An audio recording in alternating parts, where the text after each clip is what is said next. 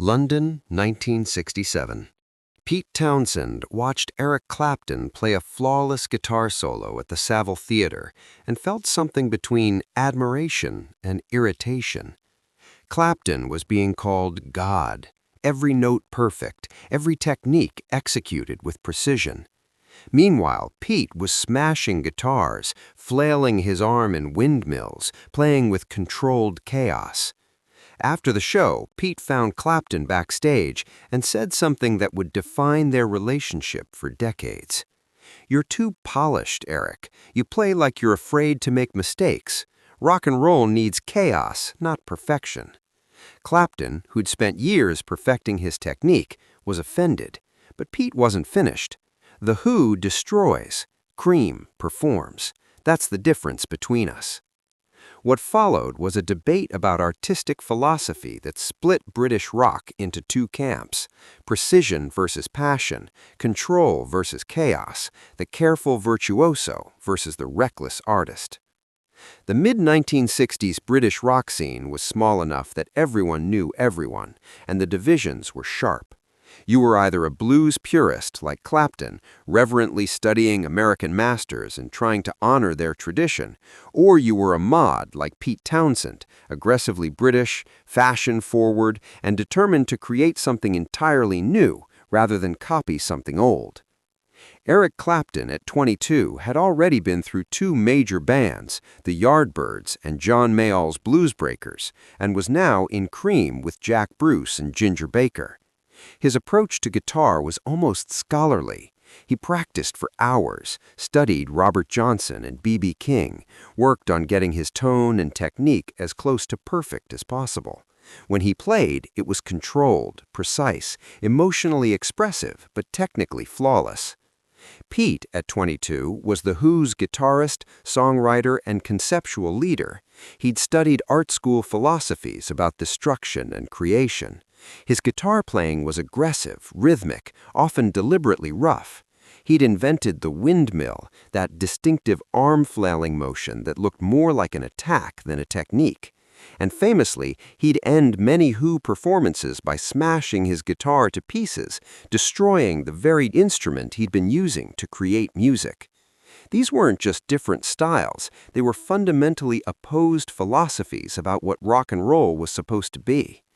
The Saville Theatre show in May 1967 was one of those nights where multiple bands performed, and the green room backstage was crowded with musicians watching each other's sets. Cream was headlining, and Clapton's guitar solo during Crossroads was technically stunning, every note cleanly articulated, the phrasing perfect, building intensity without ever losing control. Pete watched from the wings and felt his irritation growing. It was undeniably skillful, but it was so safe, so calculated. Where was the danger? Where was the possibility that Clapton might completely lose himself and play something that surprised even him? After Cream's set, Pete found Clapton in the cramped backstage area. Clapton was carefully wiping down his Gibson SG, treating it with the reverence Pete would give to a museum piece, not a tool. "Brilliant show," Pete said, and he meant it despite his reservations. Technical brilliance was still brilliance. "Thanks," Clapton replied, focused on his guitar maintenance. "Caught your set earlier. Very energetic." The word choice was deliberate. Energetic was a polite way of saying chaotic, uncontrolled, more performance art than musicianship. Pete caught the subtle insult. "Yeah, well, that's what rock and roll should be. Energetic, dangerous, not some perfectly executed series of blues scales." Clapton looked up, surprised by the directness. "I'm playing blues properly, with respect for the tradition. That's different from just making noise." "Respect for the tradition," Pete repeated, his voice carrying an edge. "Mate, you're 22 years old playing black American music from the 1930s, note for note. That's not respect, that's museum curating. We're supposed to be creating something new, not perfectly recreating something old." Other musicians in the green room were starting to pay attention. Arguments between band leaders weren't uncommon, but this one had an unusual intensity. Creating something new doesn't mean ignoring everything that came before, Clapton countered, his defensive wall going up. Blues is a language. You have to learn the language before you can say anything meaningful with it. And once you've learned it, Pete challenged, you just keep repeating the same phrases? You play it so carefully, Eric. Every note thought out, every phrase planned. You're afraid to make mistakes. Rock and roll needs chaos, not perfection. Chaos is just an excuse for not being good enough, Clapton shot back, his voice rising. Anyone can play badly and call it chaos. It takes actual skill to play well. Pete laughed, but there was no humor in it. I'm not talking about playing badly. I'm talking about playing dangerously, taking risks. The Who destroys. Cream performs. That's the difference between us. The room had gone silent now. This wasn't friendly banter anymore. You destroy guitars, Clapton said, his voice cold. That's not art. That's vandalism with an audience. It's a statement about the disposability of instruments in service of expression, about how rock and roll should be violent and immediate, not preserved in amber like your precious blues. It's waste, Clapton said firmly. Those are beautiful instruments you're destroying, instruments that could make music for years, and you smash them for shock value. For emotional impact, Pete corrected, for showing that the feeling matters more than the tool. You treat your guitar like it's more important than what you're saying with it, like the instrument is sacred and the music is just its servant. Clapton stood up, facing Pete fully now. The instrument is sacred. It's the voice. You have to respect it to speak through it properly. That's where you're wrong, Pete said, stepping closer. The instrument is just wood and wire. The music is what matters, and sometimes the music demands destruction. Sometimes perfection is the enemy of truth. Jack Bruce, Cream's bassist, tried to intervene. Maybe we should all cool down. No, I want to hear this, Clapton said, not taking his eyes off Pete. I want to hear how someone who can barely play explains why discipline is bad. It was a low blow, and Pete's face flushed. I can play just fine when the song needs it. I choose not to show off because the songs don't need it. The Who songs are about something. They're not just vehicles for guitar solos. Cream songs are about something too, Clapton defended. Yeah? What's Crossroads about except showing everyone how well you've learned your B.B. King licks? The insult landed. Clapton knew Crossroads was largely a showcase for his guitar technique. But so what? Virtuosity had value. Skill had value. Better to play well than to flail around and call it art, Clapton said coldly. Better to feel something than to execute perfectly, Pete countered. When I watch you play, I'm impressed. When you watch me play, you might be horrified or excited or confused, but you feel something. That's the difference. Roger Daltrey, the Who's singer who'd been listening from across the room, finally spoke up. Pete, let it go. Different approaches, that's all. But Pete wasn't done. No, this matters. This is about what rock and roll is. Is it about being the best musician, or is it about creating the most intense experience? Because those aren't the same thing. Clapton took a breath, trying to de-escalate his own anger. Why does it have to be either or? Why can't it be both? Because both is a compromise, Pete said, and compromises are boring. You want to be safe and respected and called God for your perfect technique. I want to make people uncomfortable. I want them to not know what's going to happen. I want chaos that occasionally shapes itself into something beautiful, not beauty that occasionally risks chaos. That's just lack of discipline disguised as philosophy, Clapton replied, but his voice had lost some of its edge. Pete's argument was actually making him think. No, Pete said. Discipline in service of safety is cowardice. I studied art theory at Ealing Art College. I understand auto-destructive art, the idea that art should destroy itself as part of its expression. That's what rock and roll should be, not preservation, not museum pieces, living, dying, being reborn every night. He leaned forward, warming to his argument. You know what The Who does that Cream can't? We make people uncertain. When we walk on stage, the audience doesn't know if we're going to play brilliantly or fall apart completely.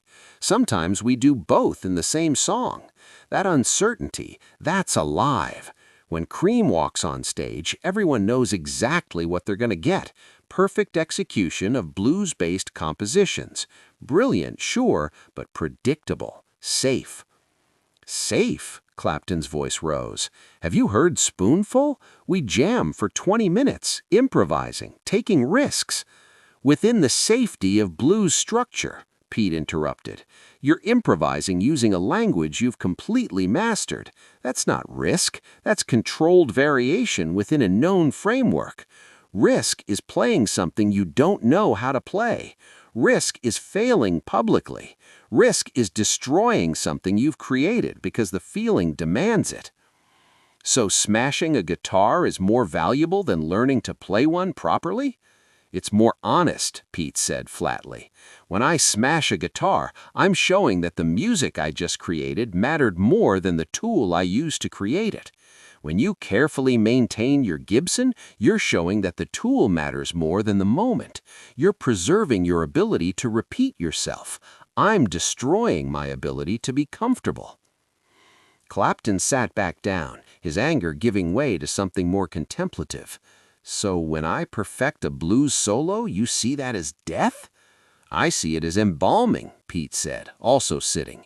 You're preserving something that was alive when Robert Johnson or B.B. King created it, making it perfect, making it permanent, making it dead. You know what's alive? Mistakes, wrong notes that lead somewhere unexpected, technical limitations that force creativity. The Who's entire sound is built on what we can't do perfectly. Give me an example, Clapton challenged. My generation, Pete said immediately. I wrote that bass line because I can't play complex bass. It's simple, repetitive, aggressive, but it's perfect for what the song is. If I'd been a virtuoso bassist, I would have overplayed it. My limitation created the song. So, ignorance is a virtue? No, but perfectionism is a disease. You practice until you can't make mistakes. I practice until I can make the right mistakes. There's a difference. Clapton was quiet for a moment, actually considering this. When I play a B.B. King phrase perfectly, I'm honoring him, showing that his innovation mattered enough to learn properly. When I play a power chord sloppily, Pete countered, I'm showing that the feeling matters more than the execution. We're both making statements. Yours says respect the masters. Mine says kill your heroes. Not literally, Clapton said dryly. No, but metaphorically. Every time you play those perfect blues solos, you're saying the past is more important than the present. Every time I smash a guitar, I'm saying the present moment is more important than anything else. Neither is wrong, they're just different values. And when you smash a guitar, I'm supposed to see that as creation? You're supposed to see it as honesty, as being willing to destroy something valuable in pursuit of something more valuable, the feeling, the moment, the truth that can't be preserved or repeated. They sat in silence for a moment, the tension in the room beginning to ease. You know what I think? Clapton said finally. I think you're terrified of being judged on technical skill, so you've built a philosophy that says technical skill doesn't matter. Pete laughed, and this time there was actual humor in it. Maybe. And I think you're terrified of losing control, so you've built a technique that eliminates risk. Also maybe, Clapton admitted, the mutual acknowledgement of fear changed something. This wasn't just about artistic philosophy, it was about what scared them. The thing is, Pete said, leaning forward, I'm not wrong about you playing like you're afraid.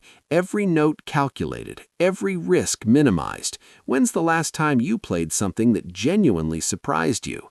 Clapton didn't have an answer. He practiced so much, had internalized the blues vocabulary so completely that his playing had become almost automatic. Brilliant, but automatic. "When's the last time you played something technically difficult?" Clapton countered.